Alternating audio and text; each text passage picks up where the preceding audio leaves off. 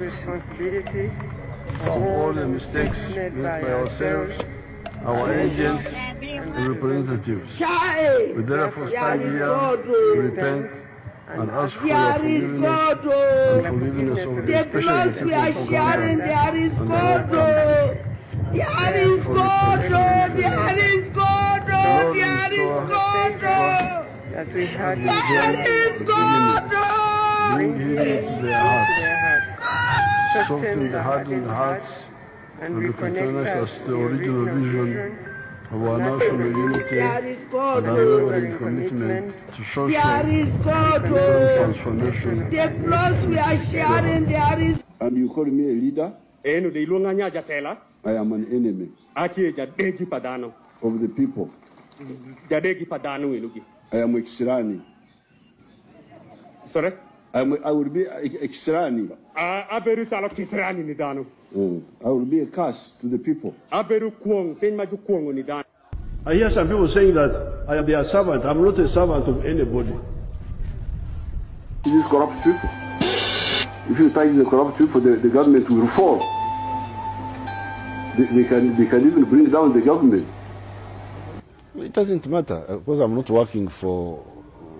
I'm working for myself. I'm not working for. Je baliko bannayuganda gye mutuusaako engalo amanya bampita ayitawa ng'era bwe mummanyi ebyo byonna ebigambo dikiteeta Yoweri Kaguta Museveni ye yabyogera emyaka egize gitambula nga 6 ku 7 emabega ng'era yeewulira eryanyi ng'era akakasa nti asobola yenna ayagala omwenganga oba omuntu yenna ayagala omwenganga okumamula ku buyinza bwe yawamba obuwambi kubanga yali akolera Milton Obote n'amwefuulira n'amwogerera obubi nga bwali sitaani nga bwali omutemu ng'ate yennyini yeyattanga abantu ng'alaga nti Obote ye mubi.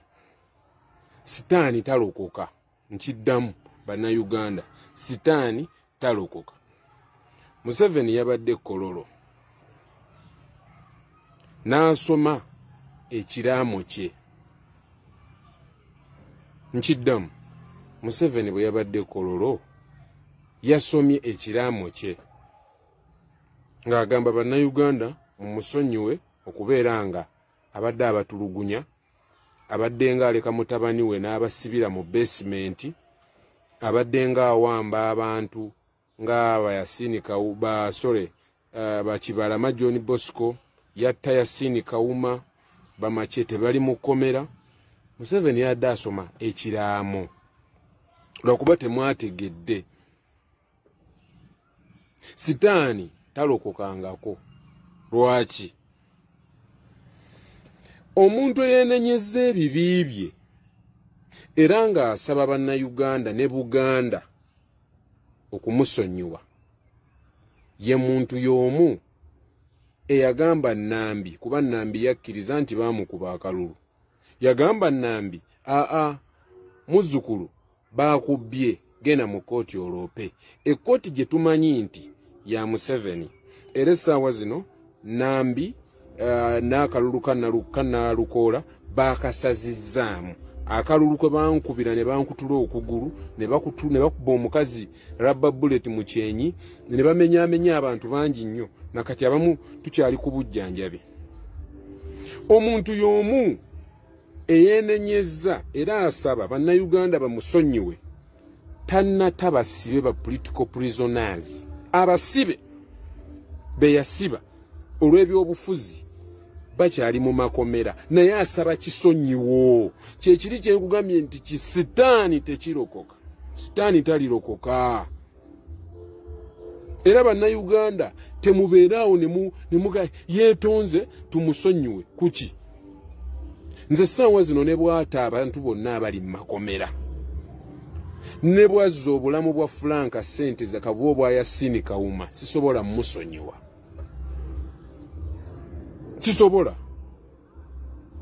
Era siri musonyiwa obulamu bwange bwonna. Tosobola kuŋŋamba nti weenenya ebibi by'ozookola bannayuganda okumala emyaka 4 nga walagidde bannayuganda b'oli mu kwetondera basibwe mu kkooti z'amagye era batwalibwe mu kkooti z'amagye. Nga maama wange ali mu kyala alima ogenda muvunaanira mu kkooti y'amagye. Muganda muto wange n'omwana wange ne bazzukulu bange n'abo abaliddawo obateereddewo ekikolimo ky'ekkooti y'amagye. Ogenze Kololo muweenenya bannaddiini beepareedinze awo. Naye nga ku bo tekuli asobola kuvaayo questioning akugambye nti amuzeeyi engeri gye weenenyezza. Abasibe bate bagende. Nalukola muddiza obuwanguzi bwe. Abaana b'abendi be wakwata olw'ebyobufuzi baleke.